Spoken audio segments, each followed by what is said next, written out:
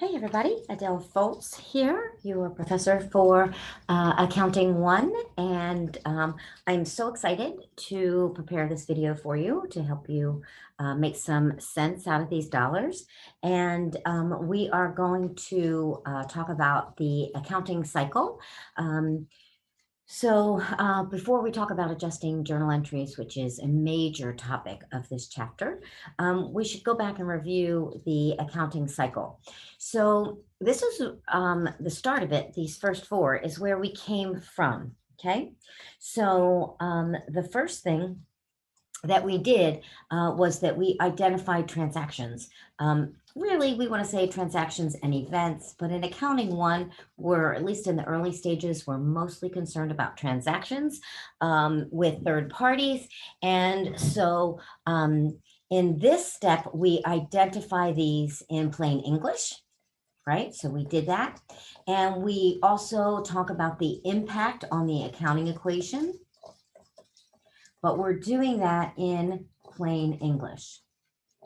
So here's our accounting equation that we've used over and over. So if the owner invested cash in exchange for common stock, in step one, we talked about the fact that that happened, and then we talked about the effect on the accounting equation. So we had an asset cash that went up. Let's say it was $10,000, and we gave common stock in exchange. So our common stock went up, which made owner's equity go up by $10,000, and our accounting equation stayed in balance. Assets went up and owner's equity went up by $10,000. And so we're satisfied and ready to move on to step two, which is journalizing. So in step two, when we journalize, here we're talking about preparing journal entries. So this is where I always say, I'm just going to abbreviate journal entries, JE. This is where I say, this is where we translate from English, right? We've talked about cash going up in English and common stock going up in English. And so now what we need to do is to translate that into accounting language. And so when we transfer it into accounting language, now we're talking about the language of debits and credits. So we prepare a journal. Of course, that journal always has a date. Okay. And we determine what account we need to debit and credit to make the plain English happen. So cash is an asset and it went up. Assets are on the left side of the equation, so they go up with the thing that's always on the left, which is a debit, and down with a credit. So all of our assets go up with a debit and down with a credit. So we want to make that asset go up. So we are going to debit cash by $10,000. And then we have to determine what we're going to credit. We said that our common stock went up, which made owner's equity go up. Owner's equity is on the right side of the equation. So it's going to go up with the thing that's always on the right, a credit, and down with a debit. Since we want owner's equity to go up by issuing common stock, we make common stock go up. So we're going to credit common stock with a credit, because that credit makes owner's equity go up. When common stock increases, owner's equity increases. So we increase common stock with a credit. And of course, we always have a description to record owner's investment in the company in exchange for common stock. Remember, you don't have to worry about getting fancy with that description. Just make sure that it adequately describes the transaction. And in this case, probably the only time where I will tell you in your college career or your entire career that plagiarism is okay. Just repeat whatever you're given in the problem. That's what goes into your description. And remember, if you are doing any journal entries by hand, you must always put in a description.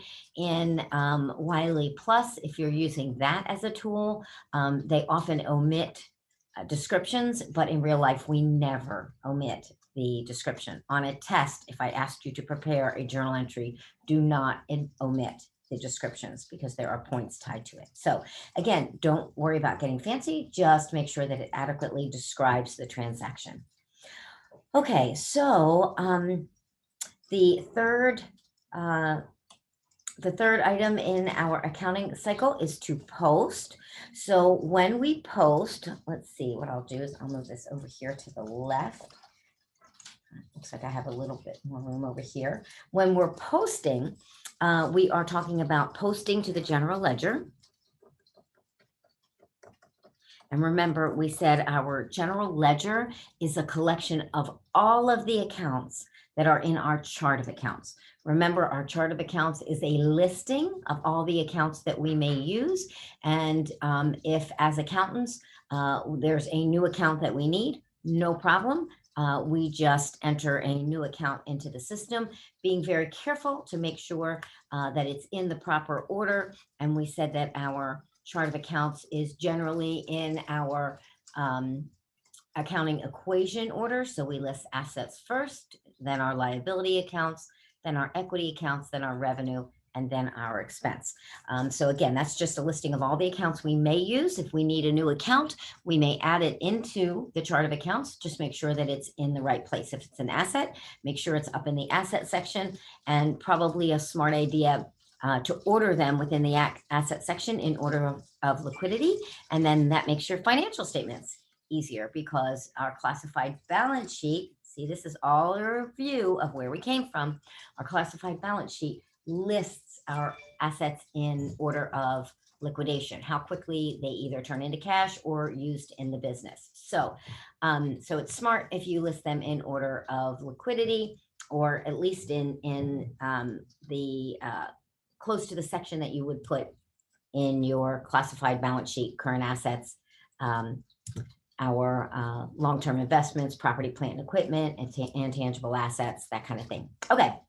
Same thing with the liabilities. List your current liabilities first, and then your long-term liabilities next. And then, of course, you're going to list your equity accounts, your stock accounts, your retained earnings, your dividends account, then all of your revenues and all of your expenses. And remember, we don't just use any longer, we don't just use the word revenue and expenses. We specify which revenue. So we could have consulting fees earned, we could have rent revenue, we could have interest income. Notice I used 3 different words: earned, revenue, and income in those account descriptions. They all are revenue accounts. And then we would list all of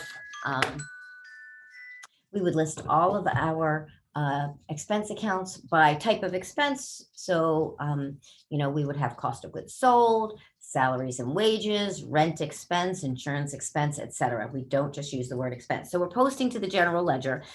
Getting back to this step in your accounting cycle, posting. And in this class, we pretty much use T accounts to represent each account. So in this case, we would have cash and common stock, if I'm following along with my example. And we debited, let's make this purple. We debited cash for $10,000. Let's put a date on it and just say it was 2/18. So over in our cash account, if we had a beginning balance, we would put it in there as of 2/1. This is a new company, so it had a 0 beginning balance. Remember, in Wiley Plus, if there is no entry, you just leave it blank. Okay, so and then on 2/18, we debited our cash for 10,000. So I'm going to put it on the debit side. And then we also credited common stock here for 10,000. So we're going to credit it on, we're going to put it on the credit side in our common stock account and date it 2/18.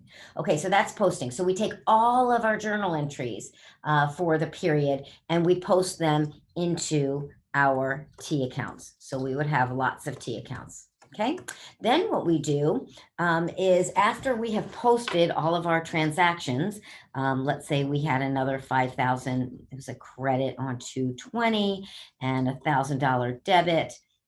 on 2/28. Then as part of this posting, not only do we post into our general ledger, but we also determine our ending balance, right? So we're going to add, in this case, we're going to add up all of our debits. They equal 11,000. We're going to subtract our credit of 5,000 and put it on the debit side, and that is our balance as of the end of February. Then we take those balances for all the account. Every account will have a balance, right? So if this is an expense, it will have a debit balance. If it's a revenue, it will have a credit balance. So we're going to take all of those balances.